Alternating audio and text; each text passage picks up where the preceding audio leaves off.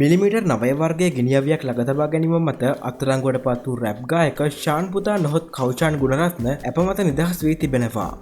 නමුත් ඔහුට ගිනිඅවිය ලබා දුන් නිලධාරියා ලබන 4 වනදා තෙක් රක්ෂිත බන්ධනාගාරගත වුණා. අදාළ පොලිස් කොස්තාපල්වරයා මාතර කොටවෙල පොලිස් ස්ථානයේ සේවය කරන අතරතුර ඔහුට මන්නාරම පොලිස් ස්ථානයට මාරුවීමක් ලැබී තිබෙනවා. ඔහු ස්ථාන මාරුවට පෙර අදාළ ගිනිඅවිය පොලිස් ආයුධ ගබඩාවෙන් සොරාගෙන තිබෙනවා.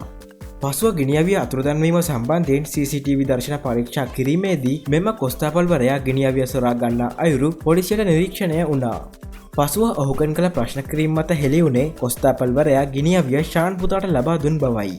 ඒ අනුව පොලිසිය ෂාන් පුතාගේ නිවස සෝදිසි කිරීමේදී ෂාන් පුතාගේ කළමනාකරු ගිනිඅවිය යාපද ඉඩමකට විසි කර තිබුණා.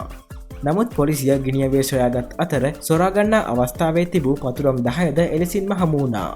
ඒ අනුව ෂාන් පුතා ඔහුගේ කළමනාකරු සහ කොස්තාපල්වරයා ගිනිඅවියක් සොරා ගැනීම සහ සන්තකයේ තබා ගැනීම මත අත්අඩංගුවට පත් වුණා.